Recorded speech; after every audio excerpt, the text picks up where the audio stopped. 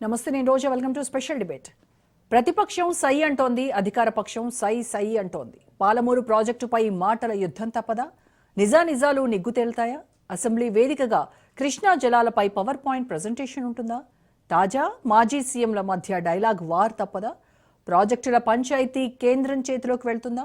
రేవంత్ కేసీఆర్ కలిసి మోడీని టార్గెట్ చేస్తారా? ఇరిగేషన్ వార్పై ఇవాల్టి స్పెషల్ డిబేట్.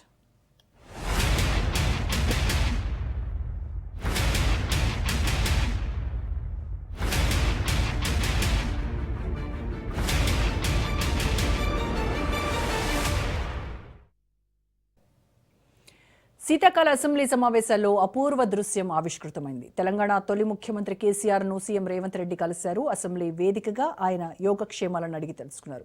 అయితే జనవరి 2 నుంచి సభా సంగ్రామమే అంటున్న ఈ అధికార విపక్షాలు అస్త్రశస్త్రాలను సిద్ధం చేసుకుంటున్నారు.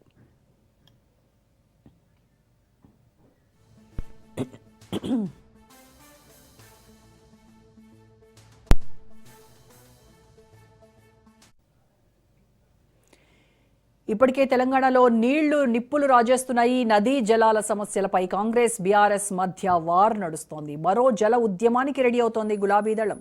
కేంద్ర రాష్ట్రాలపై సమర భేరీ మోగించేందుకు సిద్ధమవుతోంది.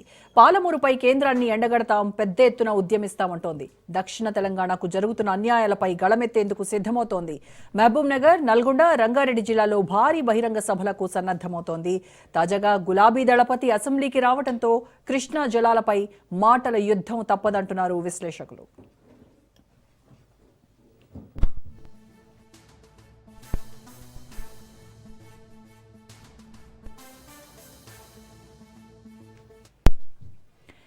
ఎవరి హయాంలో ఏం జరిగిందో అన్ని పత్రాలు బయటపెడతామన్నారు ఇరిగేషన్ మినిస్టర్ ఉత్తమ్ కుమార్ రెడ్డి. గత ప్రభుత్వంలో విడుదలైన పాత జీవో కాపీలను మీడియాకు చూపించారు. కృష్ణా జలాల్లో 90 టీఎంసీలు డిమాండ్ చేశామన్నారు. కానీ 45 టీఎంసీలు అడిగామని తమపై దుష్ప్రచారం చేశారని విమర్శించారు ఉత్తమ్. అబద్దాల పునాదుల మీదే భారత రాష్ట్ర సమితి బతుకుతోందని, తెలంగాణకు అన్యాయం జరిగేలా తానెందుకు లేఖ రాస్తానని ప్రశ్నించారు. సిడబ్ల్యూసీకి రాసిన లేఖలో ఒక భాగాన్నే చూపిస్తున్నారని ఉత్తమ్ ఆక్షేపించారు. కృష్ణా బేసిన్పై అసెంబ్లీలో ప్రెజెంటేషన్కు సిద్ధమన్నారు. టీఎంసీ మా సిడబ్ల్యూసీ గాని మినిస్ట్రీ ఆఫ్ జలశక్తి గాని ఏమన్నారంటే, ఇది మా పరిధిలో లేని విషయం, ఇది Krishna water dispute tribunal, Brijesh tribunal decide చేయాలి. అయితే ఏదైతే నా లెటర్ అప్పుడప్పుడు ప్రియ మిత్రుడు హరీష్ రావు చూపెడుతుంటారు ఇట్లా అని, ఇదే ఆ లెటర్. ఆ లెటర్ లో ఏం రాసినంటే, ఈ పాలమూరు రంగారెడ్డి ప్రాజెక్టు మేము సిడబ్ల్యూసీ క్లియరెన్స్ కి 90 టీఎంసీకే రాసినాము.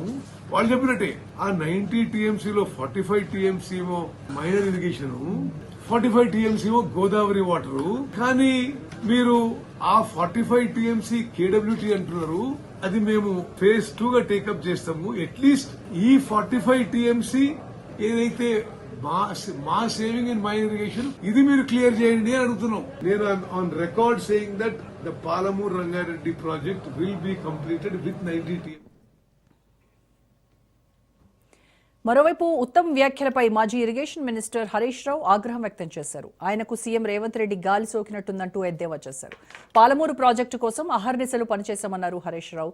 6.5 లక్షల ఎకరాలకు నీళ్లు అందించామని 90 టీఎంసీలను 45 టీఎంసీలకు తగ్గించారో లేదో చెప్పాలన్నారు ఉత్తమ్.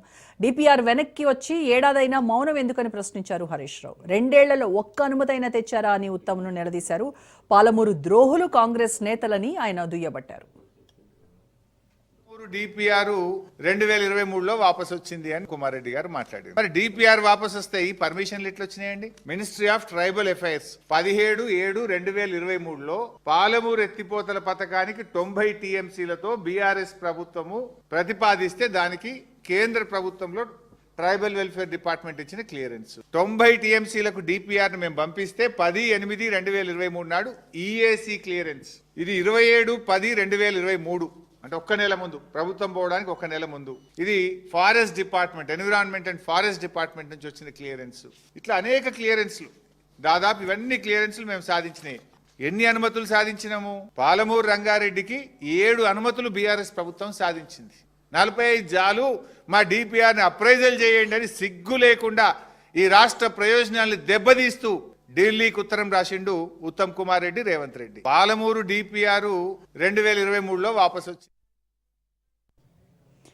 మొత్తానికి వింటర్లో అసెంబ్లీ సాక్షిగా వాటర్ వార్ తప్పేలా లేదు. నీటి హక్కులను సంరక్షణ కోసం కాంగ్రెస్, బీఆర్ఎస్ గళమెత్తి బీజేపీని టార్గెట్ చేసే అవకాశాలు స్పష్టంగా కనిపిస్తున్నాయి.